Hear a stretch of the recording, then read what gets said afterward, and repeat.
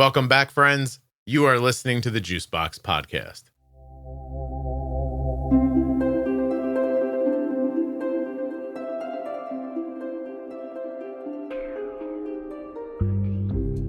Jordan Wagner is back. He is, of course, a nurse, a certified diabetes educator, and a person living with type 1 diabetes. And today, Jordan's going to go over his top 5 tips for improving your insulin sensitivity. If you're looking for community around type 1 diabetes, check out the Juicebox Podcast private Facebook group, Juicebox Podcast, Type 1 Diabetes. But everybody is welcome. Type 1, Type 2, gestational, loved ones, it doesn't matter to me. If you're impacted by diabetes and you're looking for support, comfort, or community, check out Juicebox Podcast, Type 1 Diabetes on Facebook. Please don't forget that nothing you hear on the Juicebox Podcast should be considered advice, medical or otherwise. Always consult a physician before making any changes to your healthcare plan or becoming bold with insulin.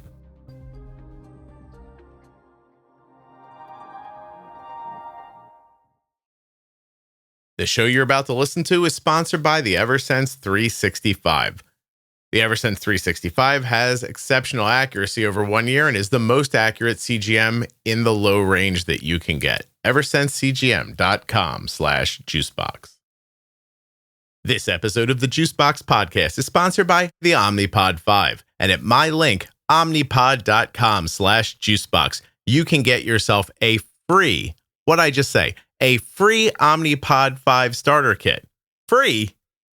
Get out of here. Go click on that link, omnipod.com/juicebox. Check it out. Terms and conditions apply. Eligibility may vary. Full terms and conditions can be found at omnipod.com/juicebox. Links in the show notes. Links at juiceboxpodcast.com. The episode you're about to listen to was sponsored by Touched by Type 1. Go check them out right now on Facebook, Instagram, and of course at touchedbytype1.org. Check out that programs tab when you get to the website to see all the great things that they're doing for people living with type 1 diabetes. Touchedbytype1.org. Hey, Scott, good to be back with you here. So I'm excited for this, third episode here. But in case you guys missed the first 2 episodes, I want to go check those out. In the first episode, we had a pretty detailed discussion on diabetes and management in the hospital setting. So more of the inpatient setting, what to do, what not to do, how to be successful with that. And then we looked at pump training success and CGM success. So you've been diagnosed with diabetes and you want to get an insulin pump. There's definitely some things you should know before you get the pump so that when you do get to that training, you're prepared and ready to go with all that. Mm-hmm. And I'm really excited about this third episode here.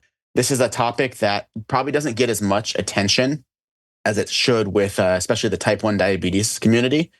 And that is insulin sensitivity. And I think part of that is because, we're all insulin dependent with type 1. So thinking about insulin sensitivity is not necessarily something we often do. It's just, I have to get the insulin. It doesn't matter. I have to have it.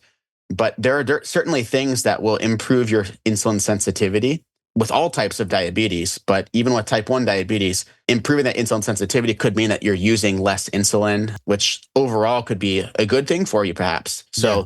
I want to go ahead and dive into that here today. Tell people before you start, why might it be a good thing to use less insulin?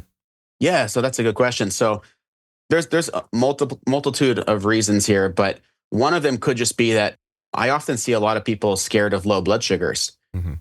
And so naturally, if you're using less insulin, there's going to be a lower risk of hypoglycemia, so low blood sugars there.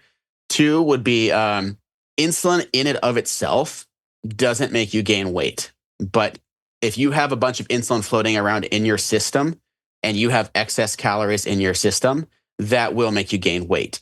Using less insulin, having a little lower calorie intake, that could also help with weight loss goals, not having a lot of excessive weight gain, things like that. Mm-hmm. I have heard from some people that there's a stigma behind it as well too. So let's say that you're taking a shot, right? Maybe you're able to reduce your needs down to, let's say, 10 units at this meal, right? Versus like 20 units. Maybe you're out with friends and people look at the syringe and go, oh, wow, look how much you're taking. And so I've heard that from some people, even in the hospital setting, that by getting a little bit more sensitive to insulin, they could take less, and they felt less stigma about taking insulin. Interesting. Yeah, so there's different things that could pop up for different people. I mean, not everyone's going to share the same sentiment, but it's something that it should be considered. Yeah, it's funny because as you're going over those things, I'm almost playing devil's advocate in my head on some things. Like I spend a fair amount of time telling people you need the amount of insulin you need. Correct. Yeah. And I don't want people running around with high blood sugars because they think, oh, that's a big number, or I'm definitely going to gain weight if I do that, because there's a cascading effect that comes off of all of that, right? Like, if you can't figure out a way to use less insulin and you don't want the big number, it could be an eating disorder at some point. You could stop eating correctly, or you could stop bolusing correctly. Some people do that. Some people under bolus for their food because they think the bolus like sounds better at a number, or somehow impacts the thing you're talking about. Right. And I don't want that. And and I don't want that either. I mean, that's right. Hear me when I say I'm not telling you to take less insulin so that your sugars run higher. Like, I want good controlled blood sugars for everybody. But the point I'm making is like, you can get to a spot where your body is more sensitive to insulin and doesn't require the same amount. Exactly. So let's talk about the 5 things you have listed here that can do that. So I'll go ahead and just list off what we have, and then we can go ahead and dive in. Jump in. One of the biggest things I see that kills insulin sensitivity is stress. Stress is going to the stress hormones, there's a lot that goes into that there. I see also that people are not active enough. Doesn't mean you need to be out running a marathon or doing crazy workouts, but just having activity in your life, improving your sleep quality. So sleep is a huge time where we repair and build back up. And if you're not sleeping well, that's going to definitely impact your sensitivity. Your nutrition, that's a huge thing that's going to impact sensitivity. Depending on what types of foods you're eating, you could definitely be hurting your insulin sensitivity. In today's world, a lot of us have, maybe a corporate job or a desk job, and we're not getting outside. Getting natural sunlight on your skin is really beneficial, and it does help with your insulin sensitivity. There's many studies to back that. So those are the 5 topics just to kind of dive into there. Yeah. So everybody gets super excited. Jordan's your mom now. She's like, get outside, move around a little bit.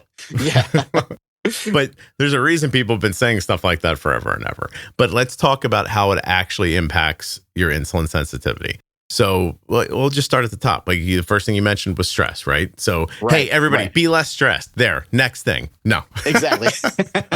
Explain to them how the stress is actually impacting them. For sure. The first thing I like to tell people is when it comes to stress, it's stress hormones. Those are the big things we talk about. So cortisol, epinephrine, that's adrenaline, norepinephrine, things like that. Glucagon can play a role in that as well. But those same hormones will be high in your blood if you are getting chased by a bear in the woods, or if you're chronically stressed out driving home from work. Those are 2 different situations, but your body's going to respond in a similar response with stress hormones. Mm-hmm. Why do we want those stress hormones? Well, we do want some stress hormones because it's promoting glycogen breakdown and gluconeogenesis, which basically means creating glucose from a non-glucose source. That is important in times that you need energy. So again, with that bear example, if you're in the woods trying to run away, you need extra energy to either run away or to fight that thing off. That's that fight or flight response. Right. But if you have type 1 diabetes, or you have type 2 diabetes, or some form of diabetes where there's some sort of dysregulation going on with your insulin, you're not going to be able to respond to those excess stress hormones and to increase the glucose there. You won't actually use the glucose either, right? Like in the example exactly. of the bear, you're going to burn it off really quickly running away from the bear. But correct. Yeah, sitting around worrying about something, it raises all of this up, but then your body doesn't use it. Correct. And then you have high blood sugar. Okay. Right. And so, insulin's like the key. It's the key that unlocks the cells, gets the glucose inside, lets you use it for energy. But if you're, chronically having these high stress hormones here, it like desensitizes the cells to the insulin. Oh. So if you take the example of someone with like type 2 diabetes, that's primarily insulin resistance. The response to that situation of that chronic stress is that the pancreas is going to make more insulin. So oftentimes with type 2 diabetes, we see people have very high insulin levels, very high C-peptide levels, because it's trying everything it can to get those glucose levels to come down. But again, over time, your cells just keep getting more and more desensitized. Yeah. In all of these things, like in each of these 5 examples, the problems build on themselves. Big time. Like, yeah, like you start off like, I don't know, healthy, and then you have like one moment where you're in the car and you're like, everything sucks. And then all the things that are happening behind the scenes are happening.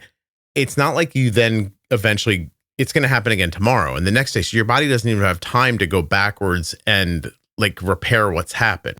And then it becomes incrementally more concerning.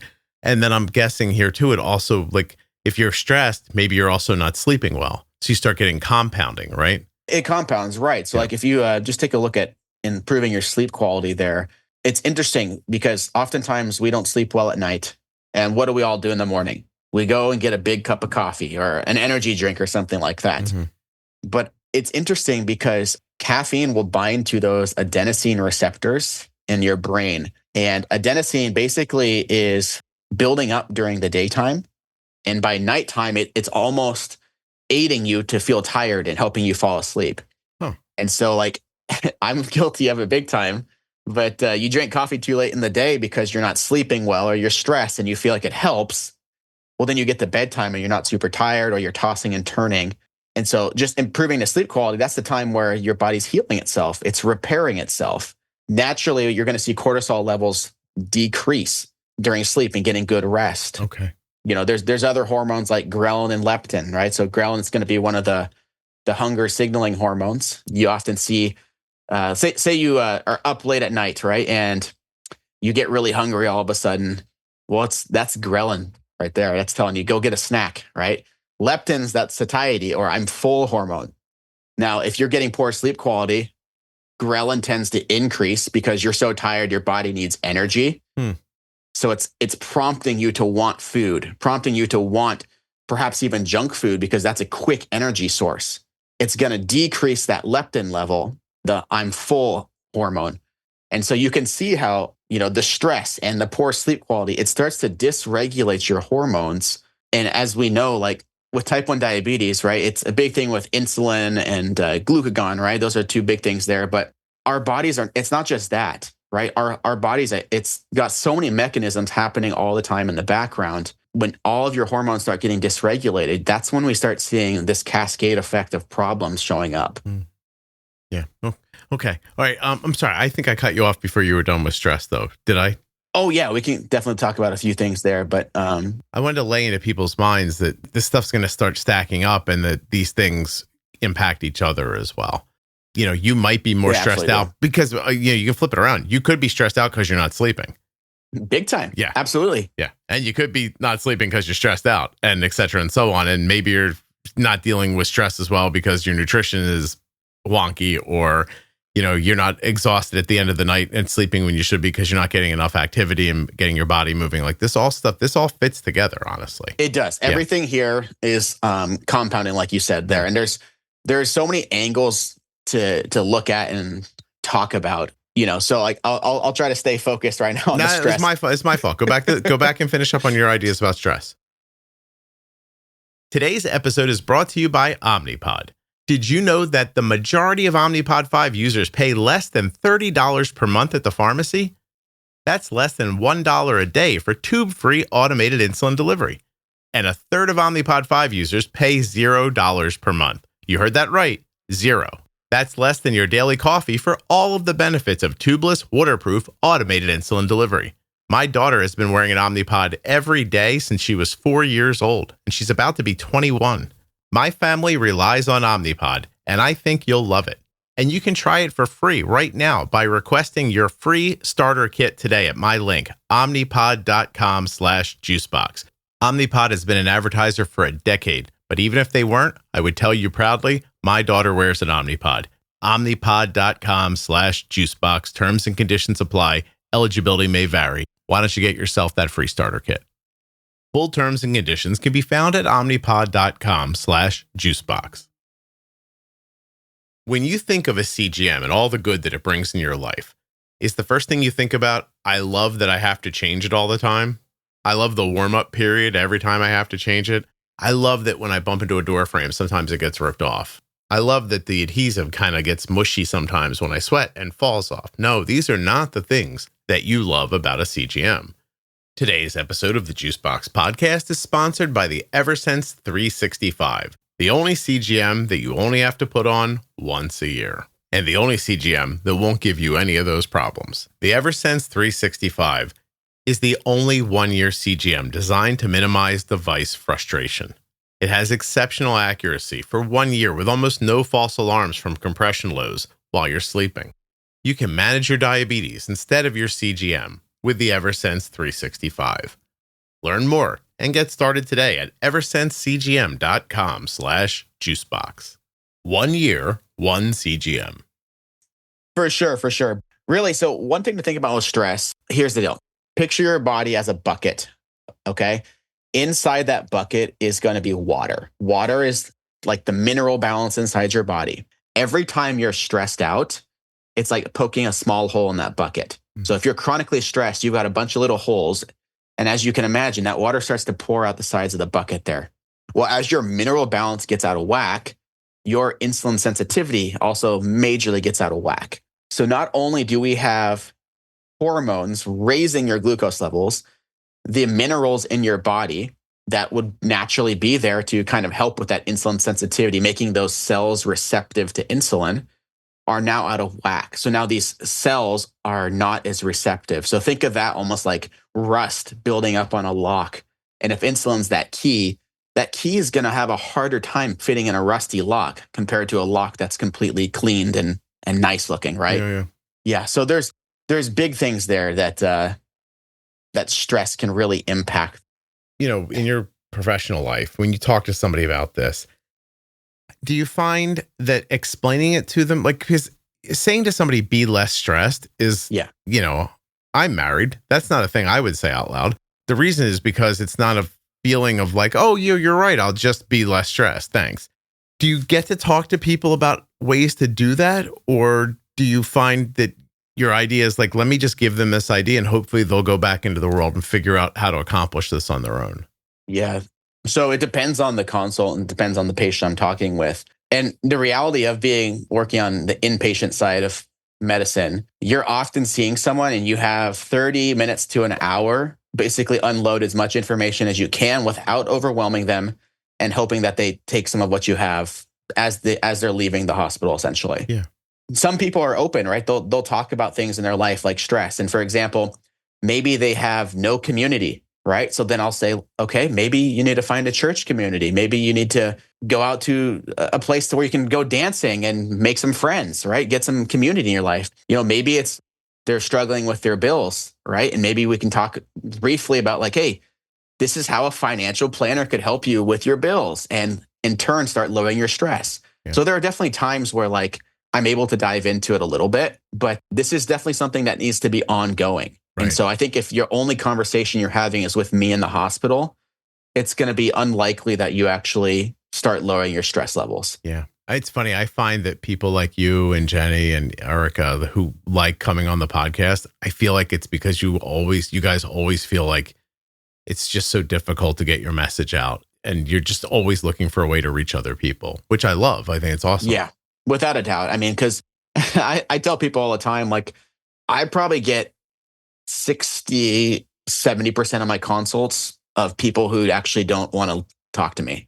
Yeah. They don't staring care. At you like, come on, man. Like, I need the insulin. Yeah. Or like, I've had diabetes for 40 years. I'm not going to learn anything from you. Just give me your spiel so I can get out of here. Yeah. Jordan told me to go dancing. Yeah. But what you're really saying is identify your stressors and ways to try to alleviate them. And without a doubt. Yeah. Because the truth is these 5 things have impacts on people who don't have diabetes.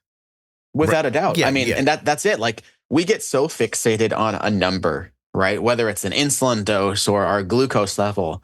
But I've always said my whole life, like I am more than a number. And that goes for everyone else with diabetes. You are more than a number, right? Your health is not just a glucose number. You have to look at it holistically and look at everything else going on in your life if you want to have a healthy, long life. I try really hard to think about it this way. I wish my daughter didn't have diabetes. Right. But as long as she does, and I'm being made aware of things, things that maybe I would not otherwise be made aware of, because the aging process, in a healthy person, a person who doesn't have a chronic illness or like, other things going on, you age slowly and you deteriorate slowly and you don't see it coming. It's that idea of like, I think the jumping in part is, I've always said this, like type 1 diabetes, it's because you can get like in trouble so quickly, it forces you to pay attention to it. It does. And maybe that's valuable for the rest of your life. There's nobody else sitting around talking about like, parents like go to sleep, like calm down, like you should get out and move around, but they're not talking about the why. Right. And they're not going to see the impacts of it, if they're lucky, for so long that they'll think, oh, I just got older. For sure. And like, there's a benefit too, like to even my family and friends knowing that I have diabetes, because it's taught me to care for my body. And I'm very open about that. And right. So then they start thinking about their own lives of, wow, I need to look at this, or maybe I do need to get a little more exercise. Mm-hmm. And so you can have this compounding effect of impacting a lot of different people as you take care of yourself. Yeah, no, 100%. Okay. Activity. Go ahead. Talk people into being more active. I dare you. For sure. Okay. So activity is huge. Not only is that going to make you feel better in the long term, I know like if I go out and take a jog, sometimes it doesn't feel the most fun during the jog, but you finish and you go, wow, I feel great. You got that rush of endorphins there. But ultimately what's going on is when you are using glucose for energy with exercise, some of that is able to happen with limited insulin use. Like your muscles are able to use it without a lot of insulin. Okay. And so you're naturally going to lower your blood sugars without having to take a lot of insulin, right? So let's say your blood sugar is 200 and you might be a little afraid of taking a dose to bring that down. Well, it's completely reasonable to say, why don't I go take a little walk? Walk around the block, right? I guarantee you that if you're doing that, you will likely see that blood sugar starts to drop a little bit. Of course, like if you just ate a candy bar or something and it's 200, that's different. But that exercise there, that little activity is going to help there. But one of the ways I like to think about it is through analogies, right? And I already have shared a few analogies, but there are these things called GLUT, right? So GLUT, those are all capital letters. It stands for glucose transporters. And there's a bunch of different type of ones there. Think of those as like a taxi cab or like a bus. And they're dropping people off at the building. The people in the bus is the glucose, right? Mm-hmm. And as you're moving around, you're getting more of those GLUT proteins, bringing glucose to the muscles. It's dropping more off there, right? The different types of GLUT proteins get to the other destinations. You have the insulin as the key, opening the door. So the point being here is that the exercise is making your body work the way it should. And we are supposed to work, right? That is using the glucose the way it should. And it's making you more sensitive to your natural insulin without having to take excessive amount more. Now, there are studies out there that will show that the effects of exercise can last for up to 72 plus hours. So let's say you did do some exercise today, you could be benefiting this for days, benefiting from this for days. I have to tell you that I've been exercising more recently. And in this past few days, I've been on a medication. I've been a little sick, I guess, for the past couple of days. And because I had not yet, I don't know how to put this, I had not yet built up a real habit of doing the exercise, but I was doing it. Like I was a month strong every day doing exactly what I was supposed to be doing. And then I got up I slept in a little bit because I didn't feel good. And then I got up and I thought to myself, I should go do that. And I was like, oh, but the day got messed up. And I was like, I'll do it tomorrow. But then I woke up the next day and I didn't feel well. And 4 or 5 days later, end of the day, 9 o'clock at night, I was standing in my kitchen. I'm like, why am I so tired? Yeah. No lie that during the month of intensively making sure that I was doing the exercise every day, not even that it was intensive exercise, because it really wasn't. I would get at the end of the day and my thought was like, I have so much energy. Like, I hope I can go to sleep. Like it turned on in a week. Like it just felt different. And I don't think that's even a thing I would have believed had I not experienced it, I guess. For sure. Yeah. And another huge benefit of consistent exercise, and I like that you brought that up, the consistency part there. If you're consistently exercising, having increased activity in your life, it will start to get rid of some of that visceral fat around your organs. Mm-hmm. That is basically the fat that just lines the organs in the body. And when you can start getting rid of some of that fat there, your insulin sensitivity is going to go up. A way to perhaps think of that, and this is not a perfect analogy, but it kind of paints a picture here a little bit. Picture a snowstorm blowing through like the Midwest or something like that. And you're trying to get into your house. Now, before you can even get to your door to unlock it with the key, you're going to have to get rid of that snow. And so if you're shoveling that snow away, you get to the door, you can unlock it. That's an analogy to kind of picture that visceral fat there, right? So the insulin's going to have to work harder to get to that lock, to unlock it there. There's just so many benefits to exercise. You're going to feel better. You'll have a better outlook on life. Your glucose levels will be better controlled. It's just a win-win, truly, to exercise. Other parts of your health are going to thank you for that as well. Yeah, I can't agree more. And I also can absolutely throw in with all the people who hear that and say, like, I don't like exercising, I don't have time for it, or whatever you're going to say. I said it all, I've thought it all, I've believed it all. And now, like, it's on me, talking about like ways to like reduce your stress. It's on me to find a way to actually bring this to bear every day for the rest of my life. Yeah. This is the part where like, it's easy to say I'm stressed and there's nothing I can do about it, or I would like to exercise, but I don't have time, or whatever it is you're going to tell yourself. Like at some point, you just either you have to do it or you have to live with it. You do. And with a lot of these things, you do have to take some self-responsibility. I understand, like, it is not ideal that any of us have diabetes, but the reality is we have diabetes. And so you either come to terms with that and do what you can, or you're going to be constantly blaming people and not doing well. And so when it comes to exercise, you have to take some self-responsibility. I firmly believe that anyone can get increased activity in their life in a pretty easy way. Yeah. I mean, that might even just simply be, every hour you sit down and stand up 10, 15 times in your office, right? That's something you could do right there. Maybe it's when you're watching TV at night, you grab some exercise bands and just stretch them back and forth a bit. Use those muscles. I was listening to a podcast with Andrew Huberman a while back, and he mentioned that just taking like 30 seconds to just run up and down the stairs at your office building, like once or twice a day, would be a big deal. Makes a huge deal for like your cardiovascular health in the long term. It's not just like you feel good then. It's making long-term impact. Yeah. How about when you're sitting at your desk for a while and you feel tired, and just getting up and walking around is valuable? Without a doubt. Yeah. Right. Yeah. Or even sitting at your desk. I mean, there's honestly, like, you can't make an excuse, because you could literally be doing those. They're called soleus push-ups, where you basically just sit with your legs at a 90-degree angle and raise your ankles up and down. That soleus muscle, which is right there by the calf muscle in the back, it's like a sponge for glucose. So I gotta tell you, you're gonna make me admit to something I don't want to say out loud. All right, go ahead. Hold on a second. How many times am I gonna say this? But like, don't have a podcast if you don't want to say stuff like this. Hey, listen, it's not the healthiest thing in the world. I'm not gonna lie to you one way or the other. But throughout the winter this year, Arden and I have been like once a month going to like a tanning salon. Like, sure. Just to like, there's reasons why she wanted to do it that are not frivolous, but nevertheless, she wanted to do it to try something. She wanted to see if it would help her acne. Okay. Yeah. And I was like, she felt weird about doing it. I was like, I'll go with you. We're signing up. And the woman's like, are you going to do it too? And I'm like, okay, I'm in. Like, I mean, I'm already getting my eyebrows threaded with Arden. I might as well do this as well. Right. So I'm using a stand-up tanning thing.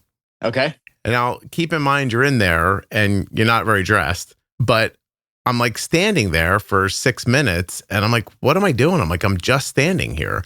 So instead I do body weight squats while I'm doing. Nice. When yes, I'm in there. Exactly. Yes. Yeah. Okay. Sorry. I didn't want to say that. I really didn't want to say that. None of that. I'm telling you, Scott, like you can do whatever you can in life. Like I've told patients, they're like, I don't have time to do this. I'm like, well, do you cook dinner for people in your house? They're like, well, yeah. I'm like, well, then dance while you're cooking dinner. Right. Do some squats, turn some music on, turn it into a little time. Like I've done that with my boys before. It's like we're cooking dinner, but we're having a blast. We're listening to music. We're moving around. It's just, well, you're going to have things. to. Jordan, Yes. I mean, it's easy to say, well, this is the way the world works now. There's no time for that. But this is the way the world works now. It's not going to work differently. You have to find a way to incorporate the things that the human body wants while you're living in the modern world. Absolutely. And Absolutely. listen, I don't want to be like I'm not an alarmist or anything like that, but at the rate AI is picking up, y'all might be on universal income soon anyway. You'll be like, oh, I got much better this and much better that. I have nothing to do. No, seriously, Jordan, are you not worried about that? Like, what would when Of course, when you hear somebody say jobs might be eliminated, we might have to start paying people, right? Like, and I don't know that that's crazy that could end up happening one day. And in your mind, like, I don't know about you, but for me, I think, oh, it's wonderful to give people an opportunity to express themselves or paint or do the things they've always wanted to do. But I'm afraid that for some people, what they're gonna do is nothing, and then this is gonna get worse. You know what I mean? Yeah. Like for some people. I mean, maybe this is an extreme example, but you know that movie WALL-E? Yeah. No. Yeah, exactly. I mean, dude, riding around in chairs and robots do everything for you. Yeah, and then that little robot goes Wally, and it's Exactly. awesome. Yeah, and you're like, oh, I love this movie.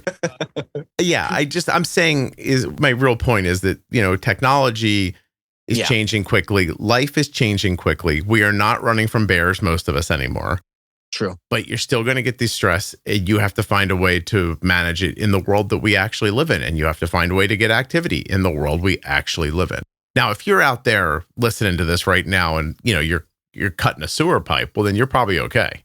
Yes, absolutely. Right. So also that's another thing. I guess you could try to get more work that does things for you that, I don't know. Like I'm saying there's a lot of ways to impact this. There's a lot of ways. It doesn't have to be something that's impossible. I mean, accountability is really big. Like, like you had mentioned earlier, like, oh, I want to exercise, but I'm not gonna do it right now.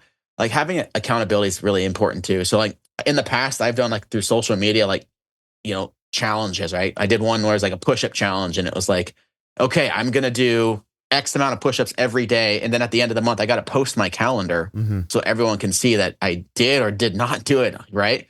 And so there's almost like a little bit of a motivation when you have some accountability or people like, hey, are you doing this? Are you not? A lot of the things that happen on this podcast happen because I'll say them out loud so that I have to do them. That happens to that a lot. Like a lot of the series that you might love. That's me going online going, here's what we're going to do. Because if I don't say it, then I might not do it. Right. Jenny and I just recorded earlier today the last episode of a short nutrition series that we did together. Awesome. And at the and she's so passionate about it because it's her background and it's just something she's actually really passionate about. She related a story at the end where she just said, like, look, my father died in his mid-60s. Yeah. And, like basically what she was saying was like, I'm taking care of myself because I don't want my kids to grow up as adults without, I miss my dad. I don't want my kids to miss me. Right. Like, like whatever you can find to get yourself going, like find something that means enough to you that you're willing to put forth the effort and be consistent with it. Absolutely. Yeah, absolutely. All right. Where are we at on this? I'm sorry. No, we'll jump into some of the sleep again here. So I know before I mentioned a little bit about like the ghrelin and the leptin and things like that there, but just let's touch on how to promote sleep before going to bed. Because that, again, is going to the insulin sensitivity, right? But I would say one of the biggest things is a routine, right? If you're going to bed at all different times, like maybe Monday night, it's 10 o'clock, Tuesday, it's midnight, Wednesday, it's 8 o'clock, Thursday, you're at 1 a.m. If you're doing stuff like that, you're naturally going to have dysregulated sleep patterns. So you got to have a routine. Try to go to bed as much as you possible at the same time and wake up at similar times every day. I know that's not always possible. But if that is becoming a habit in your life, that will, I think, make some impact eventually there. I'm about to say something that's not going to be feasible for everybody, but if you're able to, getting like a biosensing ring or like a watch can really help with the sleep. Right? I myself personally wear an Oura ring, and it tracks your sleep very well. It tells you when you're hitting all the points of your sleep, if you're aligned with your sleep type. What do you do with that information once you have it? So right now, not a whole lot because I'm up with a newborn and a 2-year-old almost every night. So you can't really do a whole lot with that. But in the past, if I could see like I'm having these issues here, I would try things like not drinking the caffeine closer to bedtime. I would say like, okay, I clearly am having hard time unwinding at night. So maybe I read a book instead of watching TV. I drink some chamomile tea before bed, something like that to relax me. Jordan, you have 4 kids. I think I know how you relax before you go to bed. Yeah. Yeah. I just honestly hit the sheets sometimes and I'm like, holy cow. Yeah. But I meant 2 things there. You laughed about one of them. Yeah. I know what you mean. Look how lovely you are. You tried to pivot to like, I'm very busy chasing those 4 kids around. I was like, hey, you're very busy making those 4 kids. That's what I'm saying. Oh, that's funny. No, listen, I don't want to put it on you, but if you listen to, some of the data that's floating around now, as a society, apparently we have sex less now. Yeah. And I don't know, nothing puts me to sleep better than that. So, but I think we're in a situation where the speed of life, I think it just sped up before we could adapt to it. Yeah. Does that make sense? Like, I don't think we're adapting as well as we used to because things are changing so quickly. And so, and then I think everyone's, not to touch on these things too much, but like, I believe in like gender roles, right? And so like, I think we're getting away from that kind of stuff a lot, right? And so everyone's chasing the bigger, better next thing, right? So it's a hookup culture. And I think that's promoting people not having good marriages. And there's a cascade effect like we talked about from the very beginning, right? And so like my wife and I have tried really hard to have a good marriage, have a good intimate life and things like that. And that's paid dividends to the way our family is, and even things like improving sleep quality. Yeah. So you found a way to make a cohesive life together, and it's impacting other things in positive ways. Stuff that you didn't plan at the time. Like you probably just started off like with some, like either like cultural, religious, or family values that said to you, like, this is how we're going to shape our family. Right.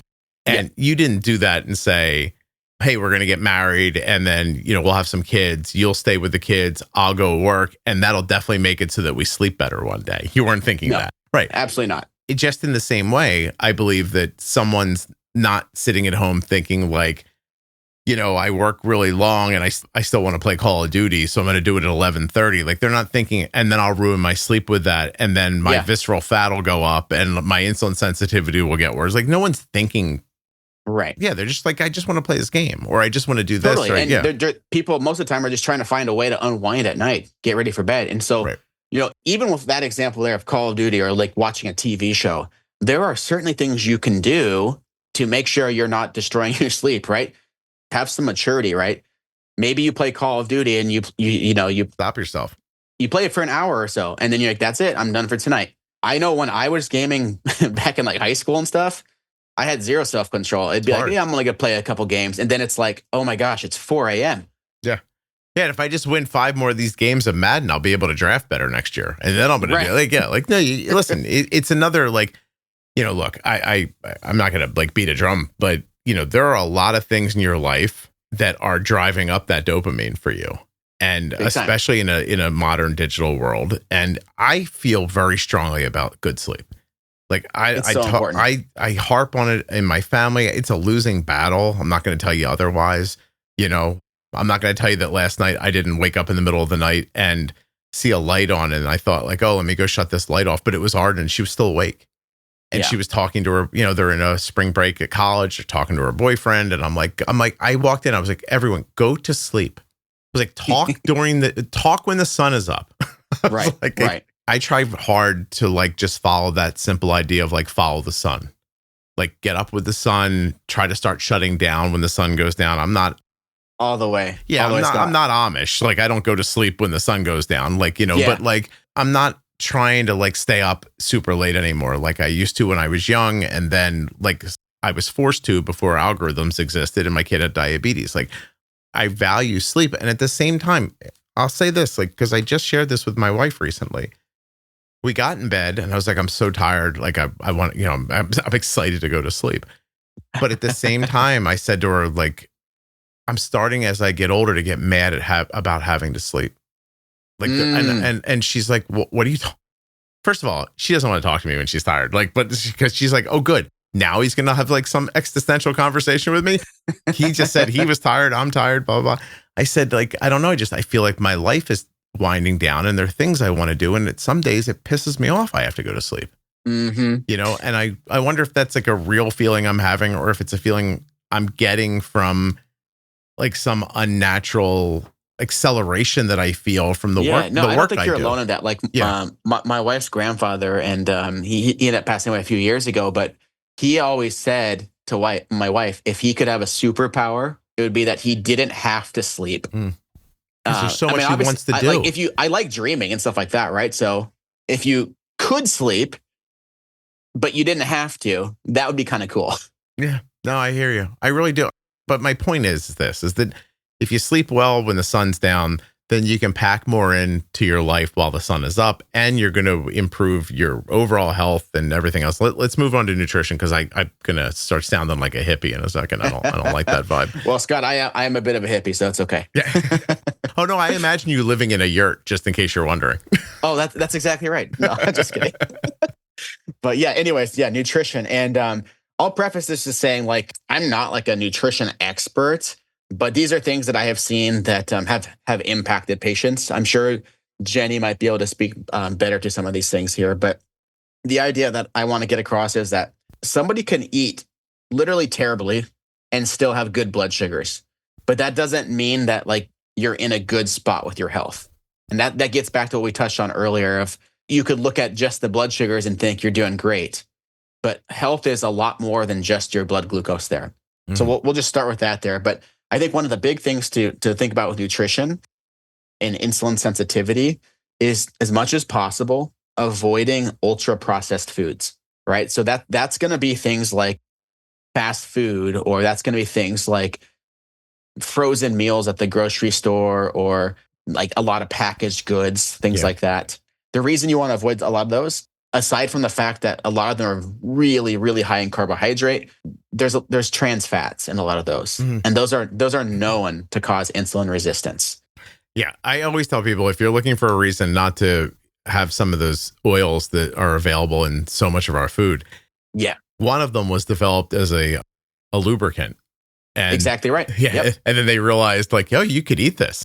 And they changed it a little bit. And they took machine grease and turned it into food, and now you make cake with it. So correct. And then those are some of the seed oils that you're referencing there. And this is a hot topic, so we don't need to dive into this one too extensively. But the idea, just think about this, okay? If you were to eat, let's say, a peanut, you chew it in your mouth, and a little bit of oil comes out of it because you're naturally just chewing it. That is so much different than having like a refined peanut oil coming out of a plastic bottle, mm-hmm. right? So like, for example, those oils there, a lot of them are called PUFAs, polyunsaturated fatty acids. They're often touted as the healthier oil choice, which, again, without getting too much into it, I think there's some problems there. But what you often see is that the omega-6 to omega-3 ratio is like completely unbalanced. It should be somewhere along the lines of like 4-to-1 of omega-6 to omega-3. And these these refined ones are closer to like 20-to-1. Yeah. Additionally, they're also like stripping these things, not like intentionally, but you go through this processing, it's getting stripped of all its natural vitamin E. Mm-hmm. And vitamin E it's a really powerful antioxidant. And so that's why I think it's healthier to just eat like the nut or the seed, right? Compared to having some of these oils. So not to sound like a hippie again, but like my wife and I will sometimes carry around little vitamin E capsules. And so if we go eat like at In-N-Out Burger or something like that, you pop a few vitamin E's before you eat it, just to help with the antioxidant and all that stuff. I'm going to tell you something. Like, I say this all the time, but if you guys knew me like 35 years ago, you'd be like, I can't believe that's the guy that's talking to me right now. But I went through a whole renaissance of understanding oils a few years ago. And Jenny and I, by the way, like I mentioned, we made a series on nutrition. It's out now. It's called Smart Bites. I think it's maybe 6 episodes long. You'll find it. But Jenny is a nutritionist, like by trade, like by her education, yes. Who is also a CDE. And she's incredibly passionate about this. I told her years ago, I was like, I think I'm going to stop eating like oil. Like I had like canola oil, which I grew up being told was like a healthier oil. But like now I think of it as like healthier. A healthier oil is like saying like, let me find a better way to punch myself in the face. I'm still not doing a good thing for myself. Like, is it as bad as had I hit myself with 2 hands? No, but it's still not something I'm looking for. We cut all those out. The only oil that's in the house right now is coconut, and we only use it to make popcorn. Okay. And other than that, there's a olive oil, but it's used really sparingly, and only cold pressed olive oil because because the way Jordan talked about it, the way they process it sometimes either strips it of the only nutrients you were going to get out of it, or believe it or not, heating up olive oil to process it is actually making it processed food, and processing it cold without heat takes longer. So you have to pay more money for it. Correct. Yeah. And not to mention, even with olive oil, it has a lower smoke point, right? So using olive oil as a primary cooking oil, you can actually make that olive oil go rancid from overcooking it. Mm-hmm. And so, I love what you said, the cold press. That's a very important thing with oils, but especially with olive oil. I have to tell you, cold pressed olive oil might be the only reason I have a Costco card.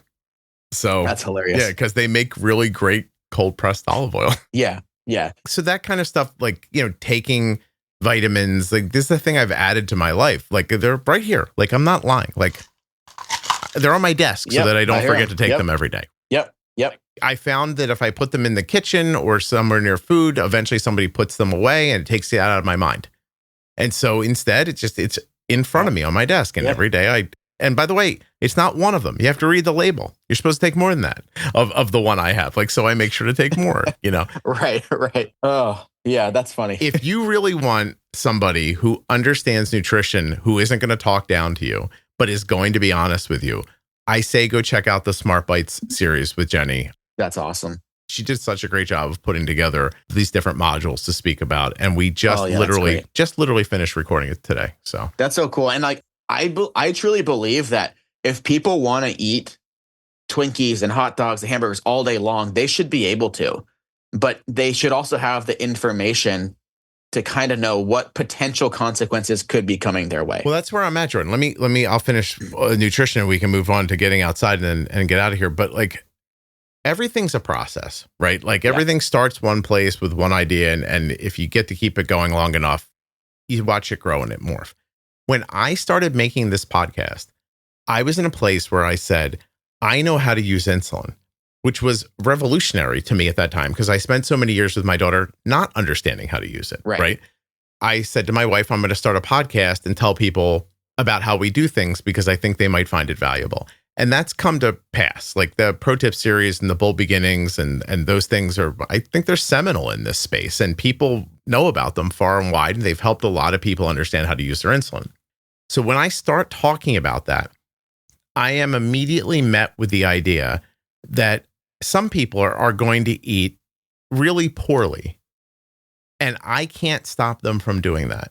Right. And if I say, here's the ideas I have about how to use insulin, and by the way, eat right, and start scolding them because that's how it's going to feel to them, this information is not going to get anywhere. So I started with a very basic idea of you need as much insulin as you need, and you need it where you need it, and you should use it. Yep. And it took a long time and a lot of years to build up a following that can be disseminated and people share it. And to the point where you see a Facebook group is huge. Right. And people come in and most of what they say is my doctor told me about this. Yep, exactly. It's mostly how people get into the group. So now we've got this reach. We've taught people how to use their insulin and there's a resource there for new people to learn how to use it. And I'm saying in all of it, bolus what you need. But at some point, I'm not saying go live unhealthily. Right. My concern was if people don't use the amount of insulin they're supposed to use, it's either going to, like I said earlier, lead to some sort of an eating disorder, or it's going to lead to elevated blood sugars. Exactly. I thought, let's eliminate those two things first, right? Teach them how to use insulin so that they feel free to eat, so that they don't get involved in an eating disorder. Teach them how to use insulin so that they're not running around with 9 and 10 and 11 A1Cs and 8 A1Cs and 7, that they can put their A1C where they want it to be, that they can have a variability that they choose, right? Like, let's give them those tools. Exactly. But the next thing to say after that has to be, this would all be easier if you didn't eat some of these things, or if you limited the amount of times you eat those things. But if I start with that, then I'm just everybody else online telling you what to do, and you're not going to listen, and then you never know how to use your insulin, and you run around with a 10A1C, and it seemed to me to do it in this order was. Yeah. And I agree that is the appropriate order to do it. Mm-hmm. And that's how I approach it too. Like I have some of these conversations a little bit deeper with some of the patients, but a lot of the patients that I am doing this with, they had to come back to the hospital for another reason. So we've already established rapport in the past of how to get them going. And now it's like, all right, you know how to use insulin for the most part. Let's start adding on top of that. Yep. Yes. It's just super duper important. And it's not a bait and switch for me. I still think like I would rather you be in a world where you have two choices about your health, your blood sugars and your variability and your nutrition. I would rather one of them be good than neither of them be good. Yeah, without a doubt. At least let's give you that. Like if you're going to eat a ding dong, then, by the way, that sounds so wrong. I'm going to pick something else. If you're going to eat a ho-ho, then eat a ho-ho and don't have a blood sugar spike from it. But for the other people who eat differently, you know how to use your insulin for an avocado and toast thing. Exactly. Right? Like it works for everybody. It does. Anyway, I'm not talking down to anybody. I am totally going to have a Dorito this weekend. I just want everyone to know it. And Dorito is the food I use in the nutrition episode when I'm telling people like, you know what sucks for you? Doritos. But if I see one, I just want to be clear, Jordan. I'm going to eat it. So, without a doubt. I mean, like, and that's the thing too. There's a balance in all of this, like we've been talking about the whole time. Like, I think personally, my quality of life would be a little lower if I was like, yeah, I'm never going to eat pizza again. I eat pizza every Friday night. Yeah. You know, and I've learned how to dose for it. I know that eating that pizza and the quantity that I eat is probably not the healthiest thing in the world, but I enjoy eating it. I enjoy spending time with my family and doing that. And so to me, that's worth it, right? So there's that balance there. And in fairness, the next series that Jenny and I do is going to be called, what am I calling it? Bolus 4, probably the number 4. I don't know why the number. We're going to go out to the community and say, tell us all the food you can't bolus for. And Jenny and I are going to do short episodes where we talk through making a bolus for each one of those items. And I guarantee you, most of them are going to be Lucky Charms and stuff like that. Yeah. You know, and fair enough. No one's perfect. Life's not perfect. We can all sit here and say, don't eat a seed oil or don't do this or don't do that. But we also just said it's hard to sleep because of technology and the way life is. It's also hard to eat because of, you know, how populated the planet is and the way that we have to make food so that everybody can eat. Like it's not just you're out there making a bad decision. You're out there trying to live in the, you know, you're swimming in the pool somebody threw you in, basically. So yeah, it's I mean, just an interesting thing I learned in nursing school, and you see it if you just look around, is especially in the United States, it's like one of the few countries in the world where a lot of like lower income people have access to food, but it's like very low quality food. Yeah. Whereas like the rest of the world, they might not have access to any food at all. Right. No, there's a lot of problems in the world. Like they're really, I mean, I'm not trying to say they don't exist. Also, my income is not challenged, but I grew up that way. And so did my wife. Yeah. And we fight the things that were like bred into us as far as the way to eat. Like I know my wife wouldn't like me to say this, but my wife will eat like a garbage person sometime. I'm like, you know, we have money. I'm like, we're not poor anymore. Like, we're not like, you know what I mean? Like I can't have a cook come in and slaughter the cow in front of me or anything like that. But we can afford it a reasonable meal, but she just grew up a different way. And like, and the things that occur to her, like I watch her have to like say to herself, like, and my wife's she eats well and but her first thought is always the thing from when she was a kid, you know, and then she stops herself most of the times, but there's also times she doesn't, you know, so holidays are a great example. Like my wife equates holidays and certain like candy, or she almost can't stop herself from going to a movie and not buying popcorn. Yeah. It's like that tradition, that built-in tradition almost. Yeah. But then once she buys it, I see her take a couple bites of it and she's like, I don't want this. Like I actually said to her at the last movie we saw, it was Thunderbolts, in case you're all wondering.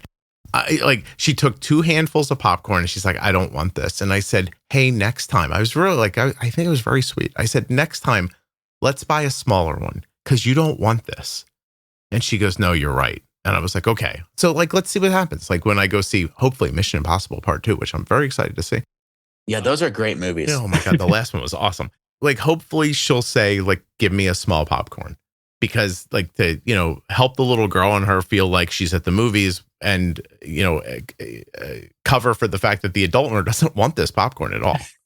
Like, it's Right. super interesting. Anyway, I'm sorry. And by the way, go outside. Well, tell them about the sun. Yes. Well, yeah, just get outside. I mean, if you're getting outside consistently, there's a high likelihood you're also increasing your activity. So that's a huge part of it there. But one of the big things is, vitamin D, right? So vitamin D in low levels has been associated with insulin resistance. And there's even some theories of diabetes diagnosis for type 1s that point to the fact that vitamin D is low in a lot of type 1 diabetics. Mm-hmm. Getting outside, the sun hitting your skin helps our body to be able to make its own vitamin D.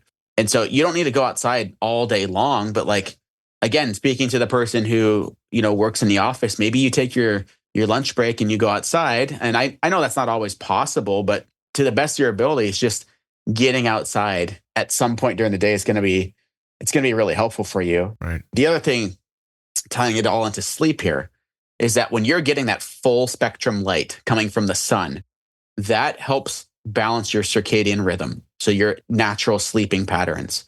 Things like blue lights. So that's going to be lights coming from screens or like the overhead lights in the office or perhaps at home. Those things can actually really mess up your circadian rhythm there. And the sun is a natural way to be able to balance that there. Just as a side note, like they do have those blue blocking glasses that you can wear and block out some of the lights. There's different colors. Yellow is going to be approximately 50% or so. The orange is going to block out closer to 100%. So depending on when you're wanting to do it, those are good options too if you're stuck inside. But it is just truly best just to get outside, get a little sun. If you're not in a sunny state, that's okay. But like just getting outside, you're still going to get the benefits to an extent. It might not be as much as like where I'm at in Arizona.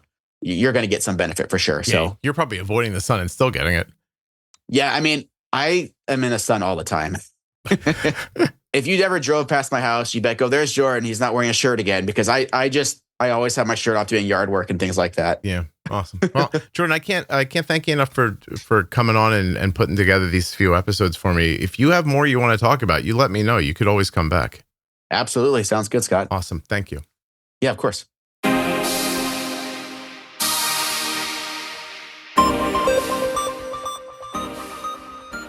Thanks so much to Jordan for spending his time with us. If you're enjoying Jordan on the podcast and you'd like him to come back, go find him on Instagram, The Diabetic Merce, and let him know how much you enjoyed him on the show. This episode was sponsored by Touched by Type 1. I want you to go find them on Facebook, Instagram, and give them a follow, and then head to touchedbytype1.org where you're going to learn all about their programs and resources for people with type 1 diabetes.